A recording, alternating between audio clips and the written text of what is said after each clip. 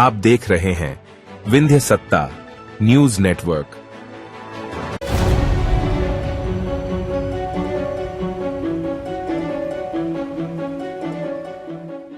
मध्य प्रदेश के कई नगर निगम आर्थिक संकट से जूझ रहे हैं, जिसको देखते हुए वित्तीय प्रबंधन के लिए प्रशासनिक अमला जोर दे रहा है। आर्थिक तंगी से जूझ रहे भोपाल नगर निगम कमिश्नर ने रिव्यू के दौरान नो वर्क नो पे का फार्मूला अपनाते हुए वसूली नहीं करने वाले वार्ड प्रभारियों की सैलरी तक काट दी। तो वहीं ग्वालियर नगर निगम की स्थिति खस्ताहाल होने के कारण महापौर ने सरकारी वाहन तक लौटा दिया। रीवा नगर निगम की बात करें तो भुगतान में हर माह 5,53,50,000 रुपये खर्च हो रहे हैं, जिसमें वाहन खर्च, वेतन भुगतान, एनजीओ मानदेय, लोन किस्त, विज्ञापन व बिजली बिल सहित विविध खर्च शामिल हैं। वित्तीय स्थिति पर जब रीवा नगर निगम कमिश्नर संस्कृति जैन से बात की गई तो उन्होंने दो टूक जवाब देते हुए वित्तीय व्यवस्था को सामान्य बताया। नगर निगम के सुचारू रूप से चलाने के लिए यहाँ पर वित्तीय व्यवस्था क्या है? नगर निगम की वित्तीय व्यवस्था बजट के अनुसार चल रही है। अभी स्थितियां सामान्य है। कोई लोन? अभी स्थितियां सामान्य है, इस संबंध में और कुछ भी नहीं है।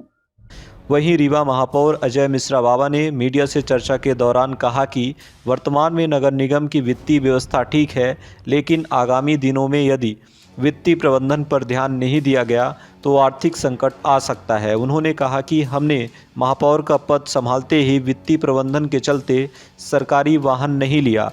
महापौर अजय मिश्रा बाबा ने नगर निगम कमिश्नर संस्कृति जैन को पत्र लिखकर कहा कि नगर निगम रीवा की आर्थिक स्थिति में दिनों दिन गिरावट हो रही है। यदि यही स्थिति बनी रही तो भविष्य में विकास कार्य बंद होने के साथ साथ कर्मचारियों, अधिकारियों के वेतन का भी संकट उत्पन्न हो सकता है। उन्होंने बजट में प्रस्तावित निम्न आय के साधनों पर कोई सार्थक कार्य न करने का भी आरोप लगाया है। उन्होंने कहा कि अगर नगर निगम रीवा में आर्थिक संकट जैसी स्थिति उत्पन्न होती है तो इसकी समस्त जवाबदेही नगर निगम कमिश्नर व राज्य सरकार की होगी। उन्होंने कहा कि एमआईसी की अगली बैठक में वित्तीय प्रबंधन के विषय पर चर्चा की जाएगी और यह मुद्दा प्रमुखता से निगम की बैठक में उठाया जाएगा। जिस तरीके से ग्वालियर और भोपाल में आर्थिक संकट आया है, उससे रीवा नगर निगम को वित्तीय प्रबंधन के लिए सजग होने की आवश्यकता है। मध्य प्रदेश के कई ऐसे नगर निगम हैं जो वित्तीय संकट से जूझ रहे हैं। रीवा नगर निगम की क्या स्थिति है? देखिए, अभी हमारे यहाँ वित्तीय संकट तो नहीं है। अभी हम लोगों ने 143 करोड़ की निविदाएँ कराई हैं 1 अगस्त 2022 से लेकर और 2023 के बीच में। तो उसमें से लगभग 94 करोड़ की निर्माण की निविदाएँ हैं और हमारे पास 52 करोड़ के लगभग का जो संपत्ति कर, समेकित कर, शिक्षा उपकर प्लस जो आपके कंपाउंडिंग से पैसा जमा था वो हमारे पास था। और विस्तृत स्थितियाँ तो ठीक, आने वाले समय में अगर राज्य सरकार ने अभी तक हमें पैसा नहीं दिया, जो हमारे प्रथमा वित्त का पैसा आता था मूलभूत का 18 करोड़ रुपया, वो भी नहीं आया। तो ये संकट जो हमारे पास है वो लगातार बने हुए हैं और हमको ये मालूम था कि भविष्य में ऐसा संकट होगा।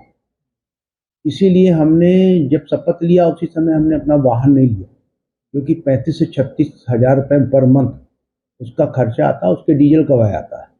तो हमने ये संकल्प लिया था कि हम वाहन नहीं लेंगे। नगर निगम हित में ये चीज़ें उचित नहीं है, क्योंकि जनप्रतिनिधि का भाई, उसके पहले हम महापौर नहीं थे तो अपने वाहन से ही घूम रहे थे। तो सरकारी मशीनरी का दुरुपयोग करना जिसमें कि व्यय हो पैसे का, उसके लिए हम बचत कर रहे थे। उसकी नज़ीर धीरे धीरे अन्य नगर निगमों में प्रस्तुत होने लगी।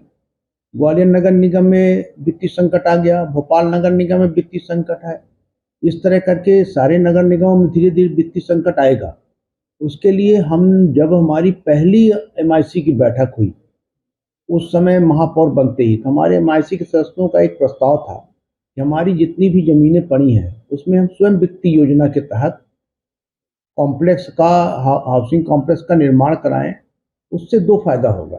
एक तो हमको हर साल उसका किराया भाड़ा मिलेगा, लीज रेंट मिलेगा, तो उससे नगर निगम की आर्थिक स्थिति मजबूत होगी और जो बिक्री होगी उससे एक फिक्स पैसा भी आएगा।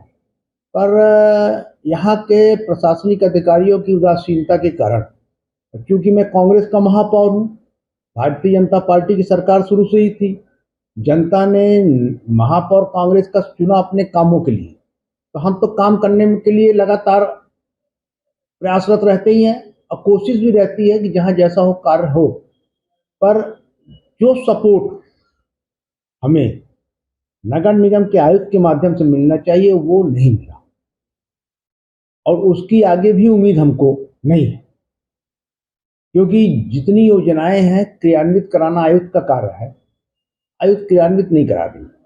तो अगर हमको ऐसा प्रतीत होता है कि ये चीज़ें नहीं होंगी तो हमारे पास 2-3 रास्ते बचे हैं, या कि हम लोकायुक्त जाएंगे या कि न्यायालय में PIL लगाएंगे, क्योंकि लगभग 5.5 करोड़ के लगभग हमारे नगर निगम का खर्चा है। वाहन का खर्चा हो जाता है, NGO को देना हो जाता है, बिजली का बिल हो गया, किराया भाड़ा हो गया, विज्ञापन हो गया, नगर निगम कर्मचारियों की तनख्वाह है, ये सब मिलाकर 5-5.5 करोड़ रुपए के लगभग हर माह हमारा खर्चा आता है। तो इतना पैसा संपत्ति कर से वसूला नहीं जा सकता है। संपत्ति कर की एक समय सीमा। आपके अनुसार आप वित्तीय प्रबंधन के लिए शुरू से ही सजग हैं और प्रयासरत हैं, ये जवाबदेही और किसकी तय होती है कि वित्तीय प्रबंधन के लिए देखिए, ये जवाबदेही तो पूर्ण रूप से कमिश्नर की तय है। कमिश्नर को मैंने बहुत बार सचेत किया इस सब चीज़ों के लिए कि वित्तीय प्रबंधन किया जाए, जो अवैध कॉलोनियां हैं उससे वसूली की जाए, कंपाउंडिंग के माध्यम से पैसा वसूला जाए, लोगों को किसी को हमको प्रसाद